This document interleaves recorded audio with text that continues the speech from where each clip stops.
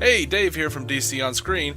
If you're following us on Facebook, you might have seen us posting artwork that has been sent to fans. This was sent to fans of DC On Screen as part of a promotion. How can you get your own artwork? Simply go over to iTunes or Stitcher and leave us good ratings or reviews. Or, bad ones if you just gotta be a dick.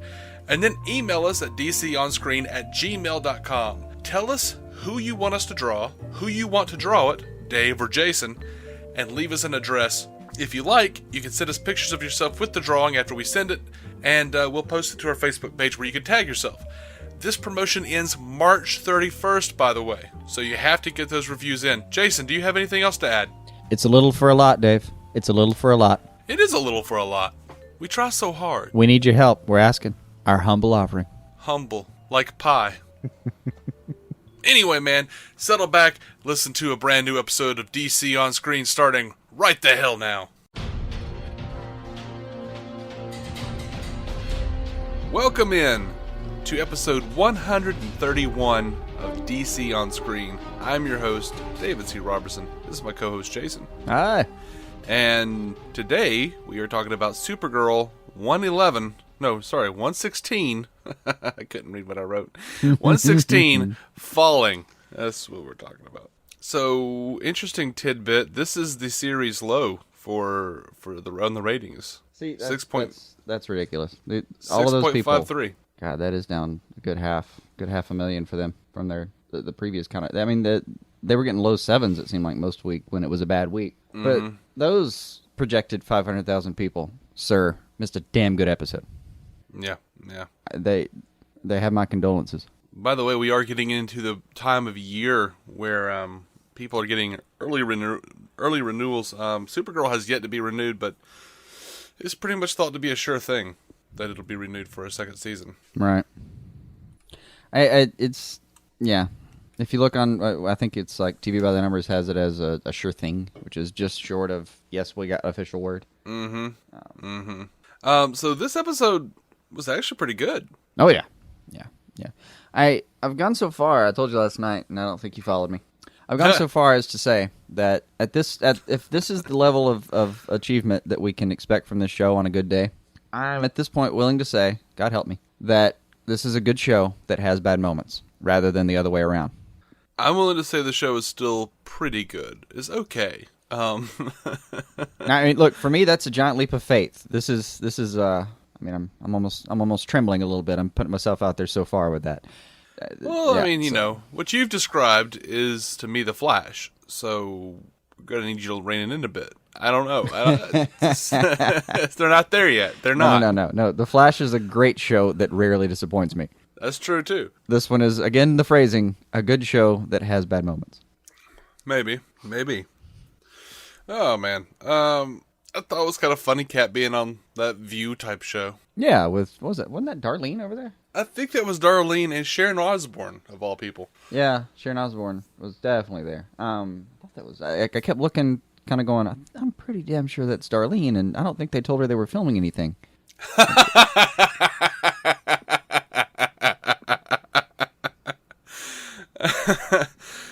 But that could be said of her during the entirety of Roseanne. You're not wrong. You're not wrong. I think she just actually thought she was being raised by a bad mother. She had no one told her there were cameras. She's mad at her mom for not being able to afford, walls. We can only afford 3 malls. Where's the ceiling?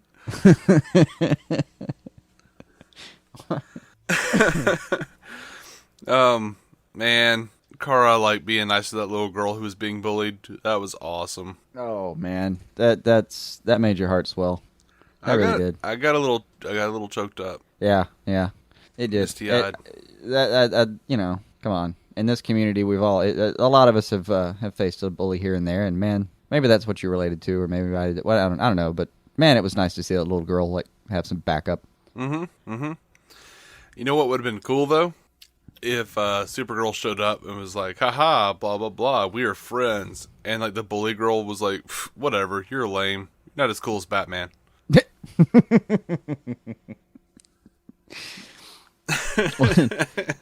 You're gonna drop the reveal of there being a Batman in this universe by like some 8-year-old. Absolutely. You know they would have done it on like Superman the Animated Series or whatever. Hell, yeah, they did. They would have. They did. Clark's mom says, "I don't want you to be like that nut in Gotham." Yeah, she does.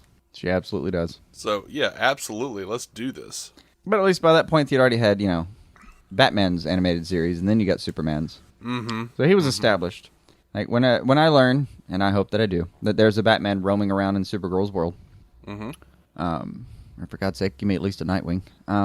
Yeah, I would like it to be a giant season-ending, throwdown. I don't need that. I don't need to even ever see him. I just kind of want to know that he's there. Yeah, it would be nice. I mean, they have done, like, some of the flippant comments about Superman have been fun. What was that thing Hank said a few weeks ago? Like, something he does that... Oh, no, he can't read Superman's mind, and Superman thinks that's hilarious. Mm-hmm. Yeah, stuff like that was just grand. That's awesome. Mm-hmm. That's awesome. Wasn't it? You know what else is awesome? Kara sees Wynn getting it on with Siobhan. That was pretty awesome. Yeah. I know it seems wrong. It feels wrong. Except when it's happening. It feels really right then. All right, Wynn. Oh, he had another one of the really funny lines out of the episode. What does he say? Like, I know you are literally impervious to bullets, but I'm scared for you right now. Mm-hmm. Oh, yeah. Kat finally hit me back with another one of those. Just one of the really funny ones. What was it she's saying? Like, it was a touchstone. It was a home run. It was whatever you call it when you do something good in hockey. Yeah. That's pretty good. She's back. Kind of, yeah. Yeah. I've missed those clips a little bit. You know what I enjoyed was the whole conversation about with Kara and Alex. Mm-hmm. About I think I know where you're going with that one. The rebounds, like what relationship works as a rebound, and Alex goes Kim and Kanye, and Kara goes, "I'm embarrassed you even know that." I was embarrassed for it too, and like proud of Supergirl that she's like, "How dare you speak of Kim and Kanye? They are not appropriate fodder for an adult conversation."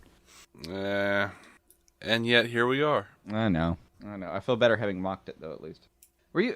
Did you get kind of scared when you saw Crane, wondering, hey, I wonder if we're going to do this whole, I guess, racism subplot again? Or nationalism, whichever word for that particular brand of bigotry I should be using. I will tell you exactly what I wrote down. I wrote down, uh-oh, bigot senator turned alien lover has a hard-on for Hank. My exact words were, Crane wants that Martian man meat so hard. Looks like she's a Martian manhunter, too. They didn't play their cover of Maneater in the background, though. So. Well, they should have, though. Clearly, it wasn't meant to be. They should have. Anyway. And then we got to the... You know what? I'm a little disappointed that we haven't actually like walked in on him watching Manhunter starring Brian Cox at any point. Yeah. I think we'll be okay without that one. No, man. Let's do this. You want to go all the way back for that one? Yeah, sure. Is it bad that I like Red Kryptonite Kara way more than normal Kara?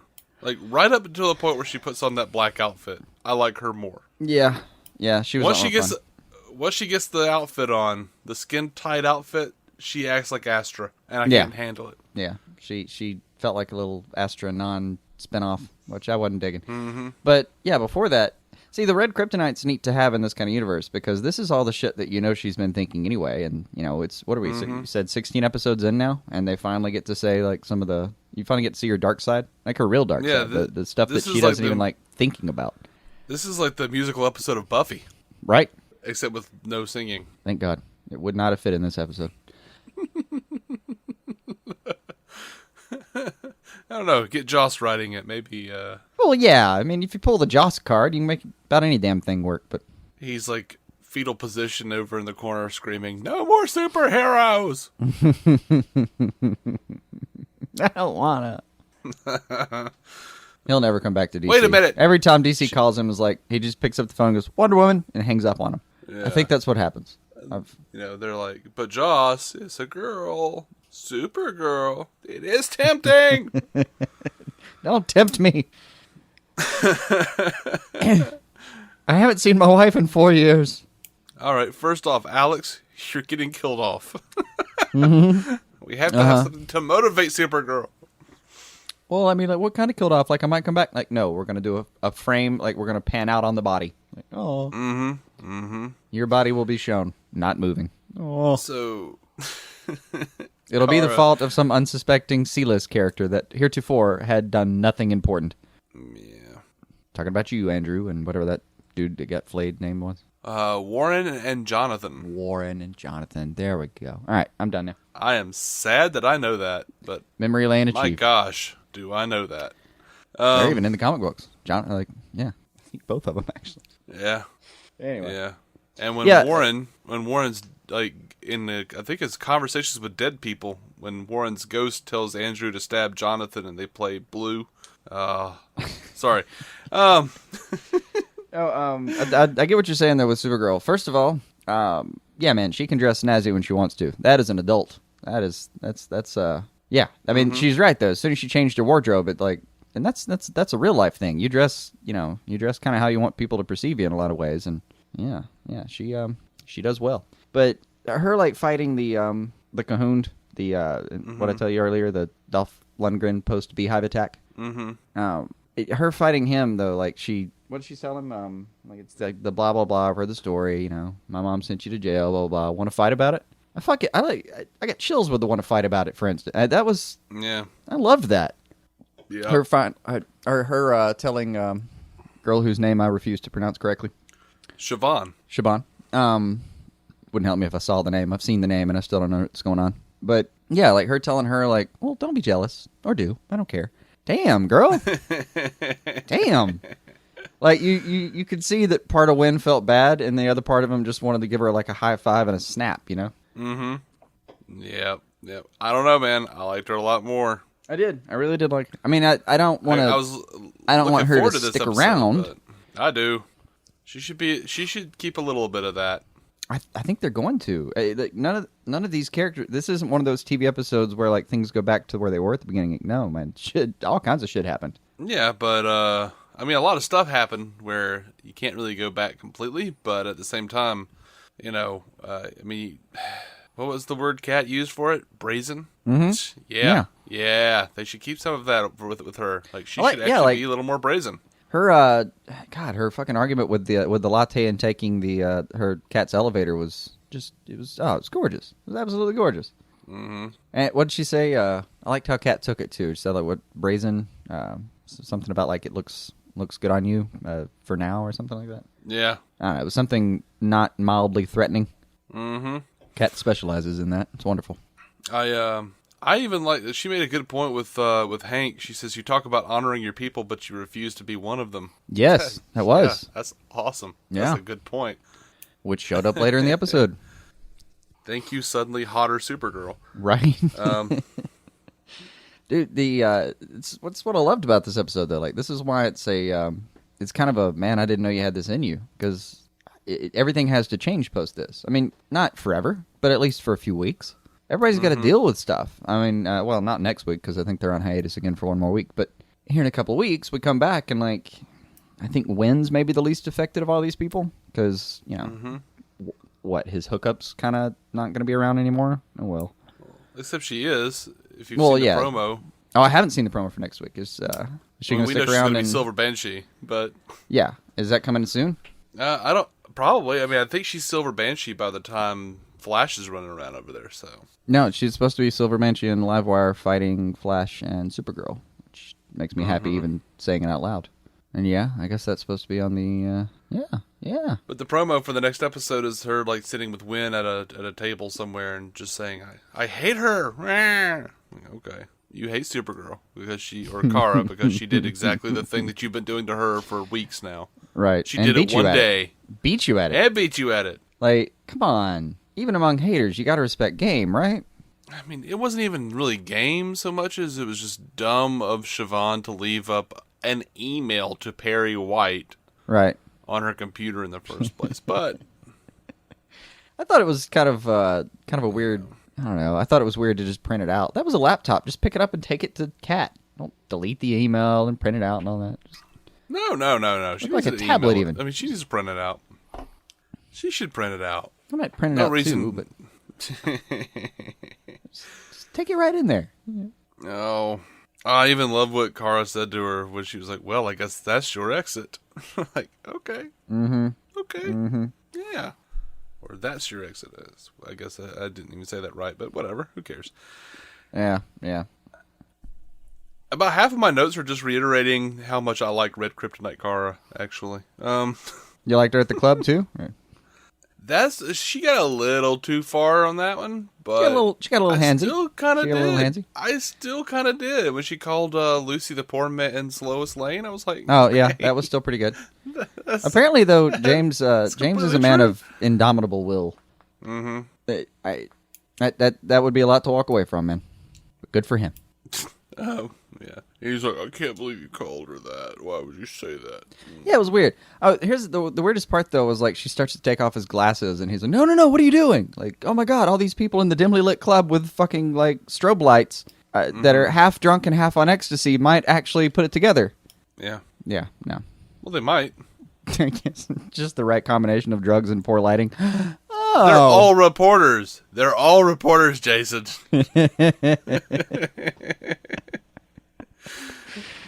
Maybe not. I don't know what the hell they are, but right. Yeah.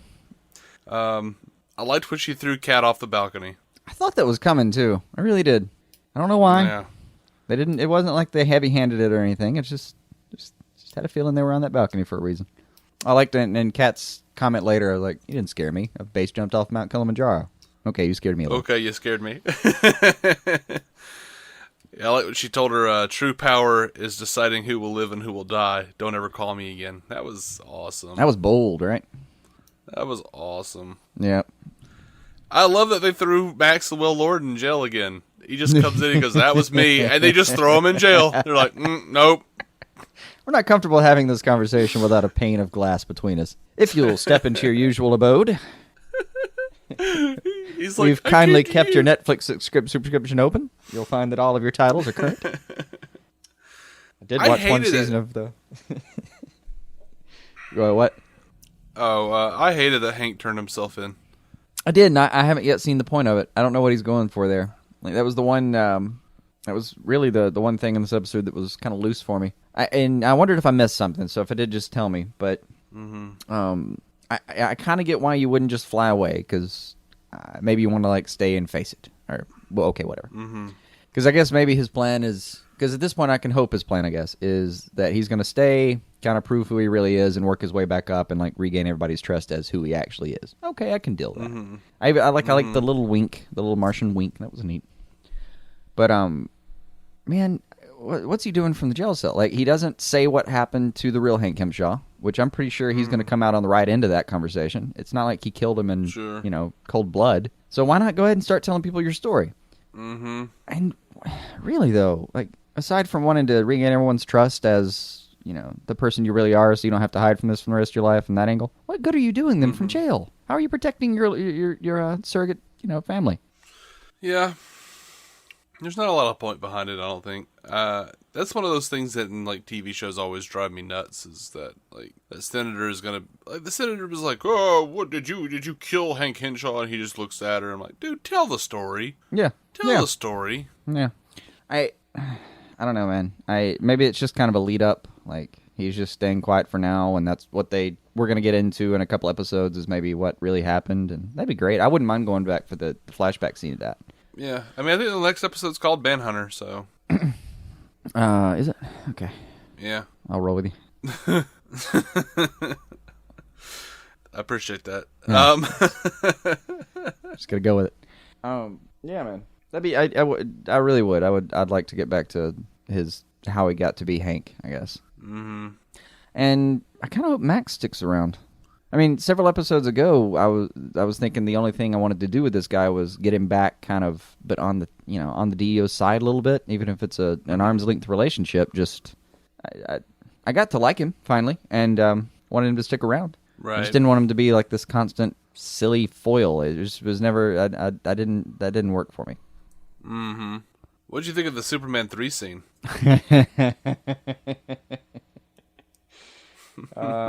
Yeah, I laughed. And you see the peanut bowl turn over, and you go, no way. They're yep, there they go. There they did. I mean, I'm sitting there, I'm looking at her sitting at the bar, and I went, oh, they've got to do this. If they don't do this, how could they not? And then there it goes. Oh, yes, okay. A little bit of street cred for you? That's what I was hoping for. Well, you know. I mean, as much street cred as you could give something that's referencing Superman 3. But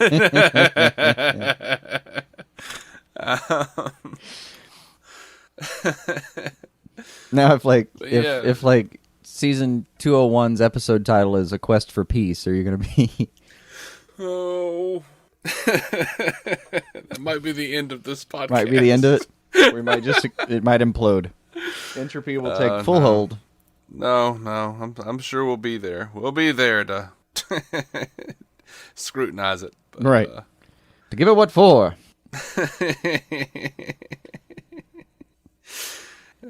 Yeah. So the most heartbreaking moment in the entire thing, bar none for me, that little girl throwing away her Supergirl outfit just broke me. That was bad. That broke me.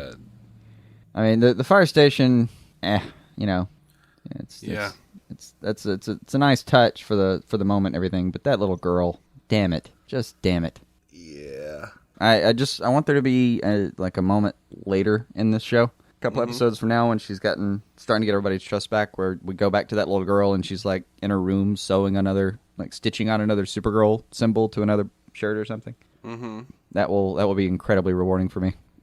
You know what they should have done in the show is, and I don't know, it would have been dumb. I don't know how they could have actually done this and made it look good, or made sense even, is Kara kind of snapping out of her red kryptonite phase, mentality by actually seeing the girl throw that away. Kind of, it'd be contrived. It'd be hard to like, why did she pass this same little girl in like 2 days? Yeah. That would have been tough, but it would have been like a solid reasoning for her to snap out of it long enough to actually get something done with it, you know? Yeah, but I didn't, I'd have to scrap it. If I was in the writer's room, I'd have to scrap the idea just because it doesn't make any sense for her to find her again. You'd have to kill that baby. Unless she was like screaming Supergirl.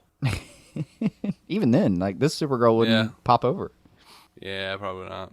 But what they did though instead was they kept it. Not only did they like keep her getting more and more evil, but they really put their foot to the fucking metal in the last half of the episode. Just absolutely poured it on. Because this, like early on when she's being kind of mean, you know, you're starting to get the idea. But if they did that the whole episode, it would have just been a little bit, I don't know, kind of not good enough. I don't know if there's another word really. It just wouldn't have cut it. Been good enough. Well, no, it wouldn't, because at that point, I was still like, yeah, finally, yeah, keep her. Why are we getting rid of the red kryptonite? She's got a spine now. Yeah. You're Supergirl. You can have a spine the entire time. Right. It's okay to stand up for yourself in an office. It's okay. But up to a certain point, all she had done is kind of defend herself and like do some stuff that cathartically we wanted her to do anyway. And then there's the point later where she's just psychologically dismantling her sister. That was rough. That was fucking rough. Like, Benoist absolutely killed that scene. Just damn good job. And then... See, I thought she was a little over the top, whereas... No, I thought it was... Shyler, she rubbed it in really nice. Shyler Lee, whatever her... she killed it. Like, she had this, like... Yeah. Like... very understated, but like clearly broken. Yeah, it looked like it psychologically. It just looked like she had taken like a dagger made out of every feeling she's ever been ashamed of, and just ran her right through with it. Just astered her right with it.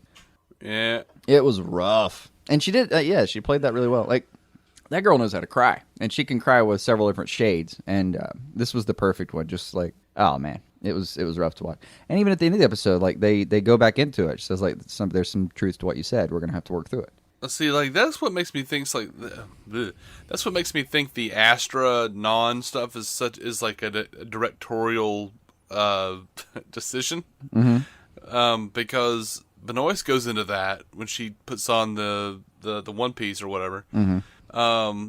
Kind of plays that up. And then snaps out of it later on after the red kryptonite. So, I don't know. It's real weird. But, like, Benoist killed it when she was, like, sobbing on the table. Oh, my God. I was like really hurting ashamed for of her. everything she'd was said. really hating her, like really hurting. That was, yeah. I mean, there have been several moments this season where I'm like, oh, that's why she was cast. Hell yeah. Mm-hmm. Oh my god, like just that, and there was like just some of the tricks she used, man. Those were damn good tears. Mm-hmm. Does the little thing where she's trying to breathe in, but she can't. It's got that stuttery breathe in. Like if you've ever, really had a good cry or really watched someone have one, like that's a real thing. Sure. That yeah, man, wonderful job. Like it was honestly hard to watch this episode for all the right reasons. Mm-hmm. For all the reasons that I really like appreciate when I leave it. Like, man, I went. That was a journey. I really enjoyed it. Thank you, show. That's kind of why I watch TV, is to go through something like that. Good job. Yeah. Because of this episode, this journey of an episode, I won't stop believing. Right. I hate you so much. I will hold on to that feeling. Oh. Like, if I die, you're going to demand to do the eulogy just so you can say, like, well, we all know he died of green light fever. And then laugh just like that at my box. At your box. Abruptly go sit down and be like, I'm sorry, I just really came here to say that. It will annoy him forever now.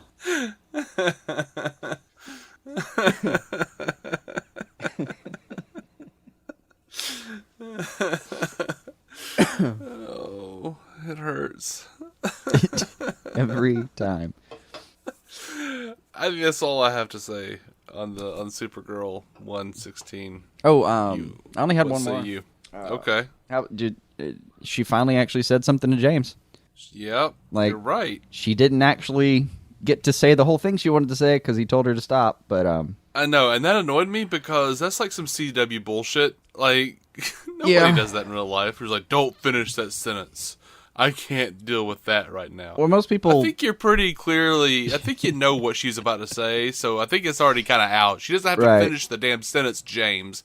Be an adult. You're an adult now.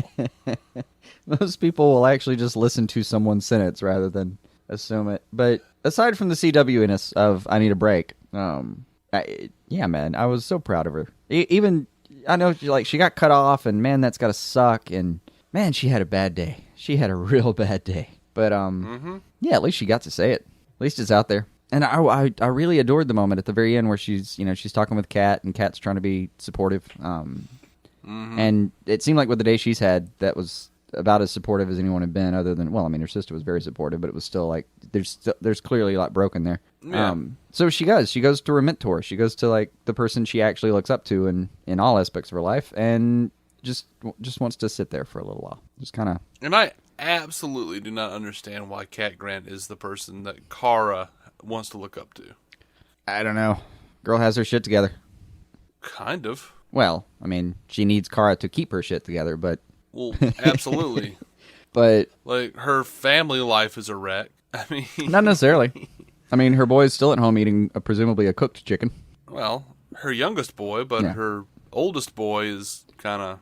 Well, I would like to think he's off somewhere deciding very slowly that he doesn't necessarily hate her.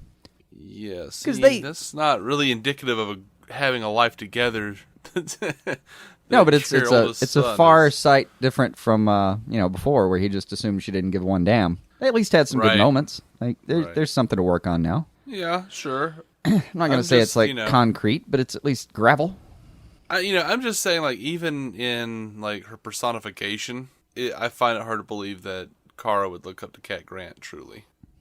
I just don't. But maybe she does. Maybe that's why the red kryptonite had the effect it did on her. See, there are things that Kara's good at that Cat Grant will never even be okay at. Like things that Kara is superb at, really, that Cat will never be able to teach her a thing about. But Cat is an entirely different person from her, and there's a lot of things that Kara / Supergirl can learn from how she stands up for herself. How she handles criticism, all kinds of things that she's just not good at. So I buy it. I buy that she looks at this other person and goes, that's all the shit that I'm terrible at. How do I do it? See, okay, I would kind of buy that sometimes, but Kara is way more spineful, I'll say. Well, Supergirl when she's Supergirl. Yeah. Yes. I mean, when you're that hard to kill, you can afford to be that good a person. Well, yeah, but she's that hard to kill when she's Kara as well. But when she's with her friends as Kara, she's like all like goofy and idiotic, like and wears terrible clothes. But I like her little sweaters. I mean, I liked the dresses too, but I like the little sweaters. Yeah, it's just, I don't necessarily. I'm not sure which one is which. Like, which one is the real Kara? Yeah, I like to think a combination. I do. I mean, a lot of people are different at work than they are at home. I am. You think she just stands up a little straighter when she's Supergirl? A little bit. I mean, I'm assuming we all would be. Yeah. Standing up a little straighter if we were Supergirl. Yeah, man. I can buy that she's got different aspects of her personality, that she's more confident when she's actively being Supergirl. Like, I can buy that. That doesn't affect me too much. I mean, it's one of the masks you use to get through life. With her, it's a lot more kind of openly dichotomous. It's more subtle with most people. Okay. That's at least where I land with it. That's why it doesn't bother me. Yeah, I mean, that's what I headcanon myself. Right. I'm good with this episode though. Yeah, it's a good episode. Very happy. If this is like the level of show they give me, man, this will quickly rise to the top of the crop. The Flash status. Look, if every episode was as good as this one, it would be at Flash status. Mm-hmm. Absolutely. I mean, I think think it made me. This episode choked me up at least as much as the last episode of the Flash that we watched.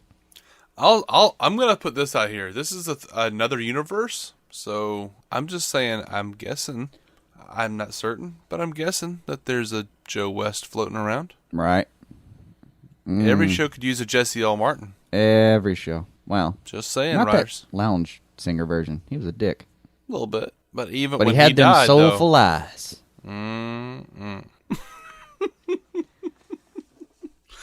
We are DC On Screen. You can find every episode at dconscreen.com, iTunes, Stitcher. You can find us on Facebook and Twitter. We are everywhere, guys. We are a proud member of the Giants Has Team Up Network, giantshasteamup.com. Go check out our friends Matt Carroll and Jeff Randall at the Marvel Cinematic Universe podcast. They are getting real deep into Daredevil right now. Daredevil Season 2 has dropped, in case you didn't know. Oh, man.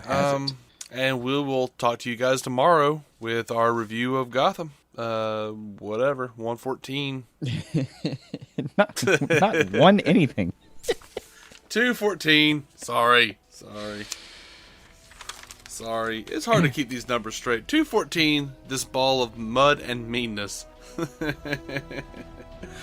Oh, it's so hard to keep it all straight, guys. I'm sorry. Anyway, thank you for listening and for bearing with our weird bullshit. Until next time, keep some DC on your screen.